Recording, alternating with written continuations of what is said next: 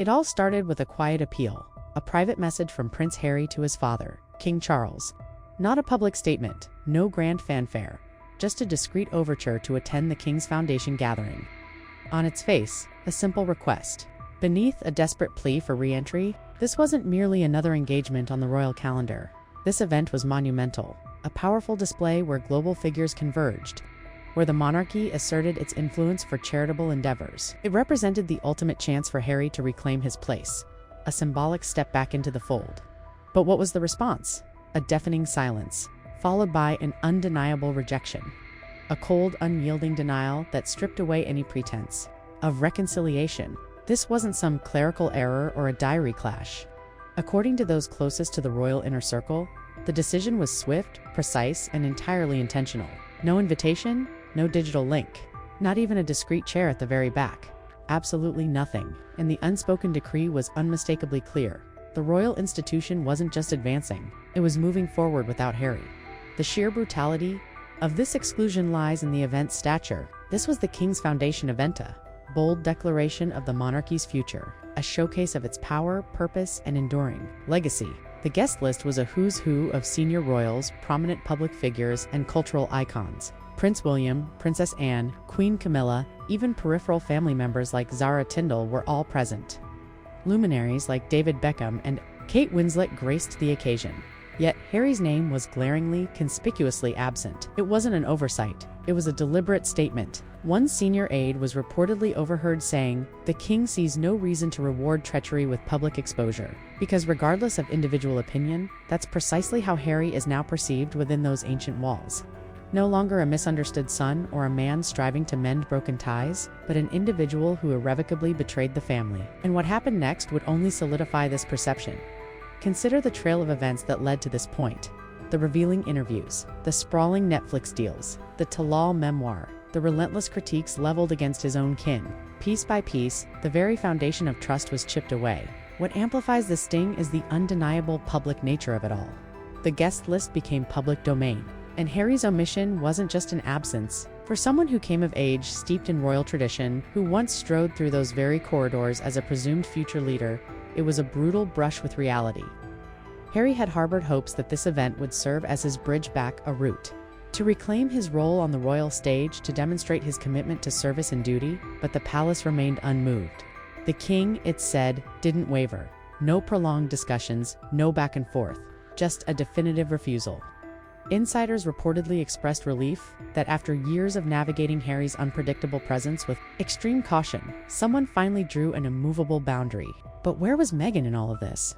While Harry was reportedly attempting to bridge the chasm, Meghan Markle remained strikingly, conspicuously silent.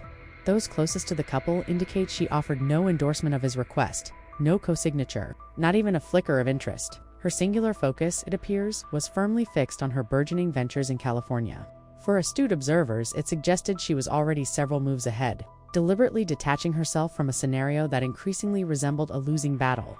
What once felt like an internal family disagreement now carries the weight of something far more profound, a complete, irreversible exile. Harry may have sought to turn a new leaf, but it seems the crown is poised to slam the book shut entirely, and the reaction inside the palace walls was swift and unified. Within the hallowed halls of Buckingham Palace, unfolded precisely as King Charles had envisioned, a quiet, resolute satisfaction, not a tremor of dissent. Aides didn't merely concur with the decision, they actively embraced it. For years, they had cautiously navigated Harry's erratic trajectory, attempting to balance their sworn loyalty to the crown with a degree of empathy for the king's son, but that well of sympathy had run dry, simultaneously providing a platform for someone who has profited from familial discord. Loyalty, it was understood, had its limits, and Harry had undeniably overstepped his. Even certain media figures, once ardent champions of his narrative, have begun to recalibrate their stance, noting the consistent pattern: the interviews, the lucrative deals, the unending stream of commentary. It never truly ceases. There's always another headline, another confession, and the public, it seems, has grown weary. The digital landscape erupted after the exclusion was confirmed. Hashtag no more Harry and hashtag royal reckoning swiftly gained traction. Tweets flooded in, some scathing, others simply expressing disappointment. But the vast majority echoed a singular sentiment: he made his choice, now he must live with the consequences. One widely circulated post encapsulated the prevailing mood. You can't publish a tell-all book trashing your own family and then feign surprise when a dinner invitation doesn't materialize. The public's capacity for forgiveness has diminished. Sympathy is in short supply. Presence is viewed not just as an inconvenience, but as a genuine liability. This wasn't the only door that slammed shut, however. Beyond the emotional fallout, there's the very practical matter of security. Insiders disclosed that Harry's request touched upon arrangements for his family's protection should they return. However, that discussion quickly fizzled. Palace officials reportedly curtailed it, asserting that without official royal duties, he was not entitled to the same level of security. For Harry, this rejection was deeply personal. He has repeatedly voiced in interviews how the loss of protection made him feel vulnerable, how it symbolized his complete disassociation from the institution. Yet, from the palace's perspective, it was never about personal animosity. It was strictly protocol. No assigned role, no need for the extensive security detail, and no matter how vociferously Harry protests, that fundamental rule remains unwavering. Behind the scenes, more doors are quietly, incrementally closing. Around the very real prospect of reviewing Harry's remaining titles, the exclusion from the King's Foundation event might just be the prelude to something far more sweeping. A complete constitutional severance. The Crown is dispatching a message, not through official press releases or dramatic pronouncements, but through an eloquent silence, through deliberate exclusions, through decisions made behind closed, polished doors and delivered without so much as an apology. Hollywood, it seems, is not proving to be the steadfast refuge Harry once envisioned. When he and Meghan first stepped away from royal life, multi-million-dollar contracts and the alluring promise of unbridled freedom. But that luster is now perceptibly dulling. Major platforms are discreetly stepping back. Spotify severed ties. Netflix, it's reported, is also scaling back its enthusiasm. While executives may not articulate it publicly, sources within the industry are clear. Harry's name no longer carries the gravitas it once did. The mystique that accompanied his status as a royal rebel is dissipating, giving way to a pervasive sense of fatigue and ongoing controversy. Producers are hesitant. Brands are wary. No one, it seems, wants to be caught in the crossfire of persistent royal drama. In an industry built entirely on public appeal, Harry is increasingly perceived as a precarious investment. One seasoned PR strategist, speaking off the record, bluntly stated, he arrived as royalty, but he's devolving into tabloid fodder. This shift is profoundly damaging. Without his royal connections at the forefront, without the inherent access, the historical titles, the prestigious events, what truly distinguishes him? This is Harry's perilous precipice. His entire public persona was meticulously constructed upon his position within the monarchy. Even in his departure, that enduring link afforded him considerable leverage. But now, that connection is visibly fraying. Every maneuver the palace makes to distance itself chips away at his very identity. He can still grant interviews, he can still author books, but without that distinct royal imprimatur, the impact simply isn't the same. The danger isn't just irrelevant. For Meghan Markle, this latest undeniable public rejection of her husband likely solidifies a narrative she may have already embraced privately. While official statements from her camp are predictably absent, those within her orbit suggest a highly strategic and forward-thinking mindset. It's plausible that she views Harry's persistent attempts at royal reconciliation not as a noble quest, but as a distraction, a drain on their collective energy that detracts from her own burgeoning independent ventures. Her focus, as evidenced by her lifestyle brand as Ever and other entrepreneurial pursuits, is unequivocally on forging a future entirely separate from the rigidities of the monarchy.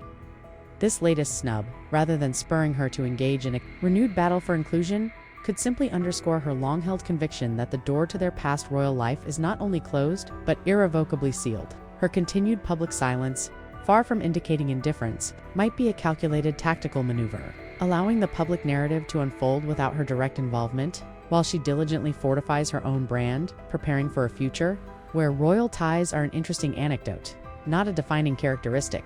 She is, in essence, playing a different game, and Harry's recent setback may simply confirm her chosen path. The Crown's strategy is clear: systematic marginalization. Every public event Harry is excluded from, every security request denied, every perceived slight against the family is seen as another reason to sever the ties. It's a slow but deliberate process of removing his influence, reducing his platform, and ultimately, making him irrelevant to the royal narrative. This isn't just about a father-son dispute. It's about the survival and public image of an ancient institution adapting to modern scrutiny. where loyalty and adherence to a strict code are paramount. Meanwhile, Harry's path is becoming increasingly solitary. While he has poured immense energy into the Invictus Games, a truly commendable endeavor, it remains one of the few high-profile connections he maintains to his previous life of service. Yet even this important work doesn't bridge the chasm with the royal family, who, despite recognizing its value, continue to draw a firm line on his personal presence.